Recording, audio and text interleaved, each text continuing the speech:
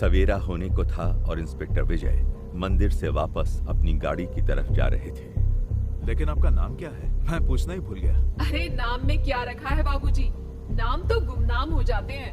वो औरत विजय की तरफ देखती है। बिजली चमकने के साथ ही कुछ पल के लिए विजय उसका चेहरा देखती है और उनके मुंह से अचानक ही निकल जाता है, ज्योति।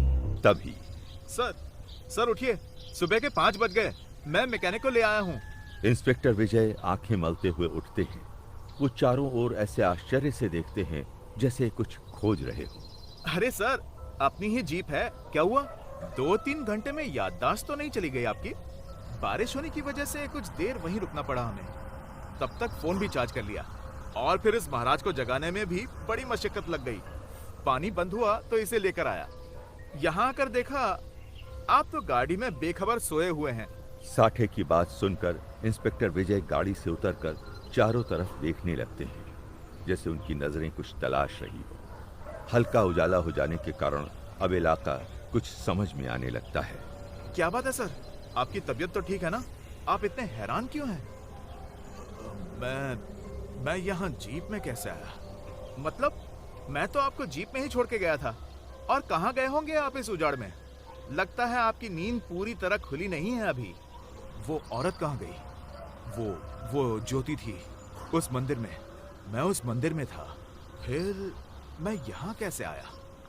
ज्योति और यहाँ इस वीराने में? और कौन सा मंदिर सर? ये आप क्या बोल रहे हैं? तुम्हारे जाने के बाद मैं जीप में आराम से सो गया था। फिर एक औरत आई जो पास के मंदिर में रहती है और मुझे अपने साथ मंदिर ले गई। मैंने उससे बात भी की। जाते वक्त मैंने उसका चेहरा देखा। वो हूबहू ज्योति जैसी दिखती थी। हे भगवान, ये ज्योति और ज्योति का भूत पता नहीं कब पीछा छोड़ेंगे। चुप करो साठे, मैं बोल रहा हूँ ना, वो कोई सपना नहीं हो सकता।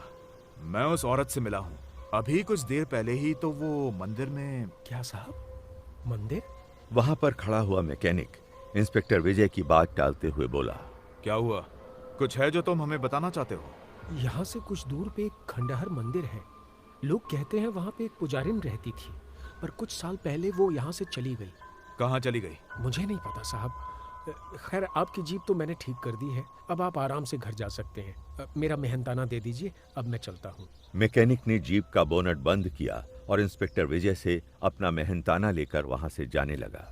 तभी उसके फोन की घंटी बजती है और वो वहीं रुककर फोन पर बात करने लगता है। हाँ, सीतापुर आएंगे हम जल्द ही। नहीं, आज नहीं, 1-2 दिन में आते हैं। क्या? अभी फोन पे क्या नाम लिया तुमने? सीतापुर? हाँ साहब, यहाँ से सीधा जाके 30 किलोमीटर दूर पड़ता है। क्यों साहब, क्या बात है? नहीं, कुछ नहीं। नाम सुना लगा तभी पूछ लिया। तुम जा सकते हो। साठे, हमें जल्दी ही सीतापुर के लिए निकलना होगा। पर वहाँ क्या है सर? मुझे कल ज्योति या वो जो कोई भी औरत हो, उसने बताया कि सीतापुर में कोई पंडित सूर्य प्रकाश जी हैं जो हमें इस केस के बारे में और जानकारी दे सकते हैं। सर, आप एक सपने पे इतना भरोसा कैसे कर सकते हैं? ये केस आपके लिए इतना अहम हो गया है, आप इसके अलावा कुछ और सोच ही नहीं रहे। साठे, इस केस ने मुझे कुछ अविश्वसनीय चीजें दिखाई हैं, इसलिए ये मेरे लिए काफी अहम है और ये मेरा कर्तव्य है कि मैं इसकी तह तक जाके इसे सुलझाऊं। तभी साठे को एक फोन आता है।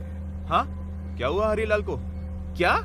हम अभी वहां पहुंचते हैं। उधर हरीलाल के घर पर। हरीलाल, क्या हुआ? तुम ठीक तो हो? साहब, इनको देखिए ना, कल रात से कुछ बोल ही नहीं रहे। पता नहीं क्या देख लिया इन्होंने ऐसा। पूरा बदन भी तप रहा है। इनकी इतनी तबीयत खराब है लेकिन डॉक्टर को दिखा ही नहीं रहे। हमें तो समझ में ही नहीं आ रहा कि क्या करें। हरीलाल, क्या देखा तुमने? तुम्हारी पत्नी क्या बोल रही है? हरीलाल बहुत मुश्किल से कुछ बोलने की कोशिश करता है। ज्योति। ज्योति? तुमने ज्योति को देखा? कहाँ पे? ज्योति का भूत। साठे इंस्पेक्टर विजय की तरफ देखकर एक इशारा करता है। लगता है इसकी तबीयत ठीक नहीं है। हम चलते हैं हरीलाल, तुम आराम करो।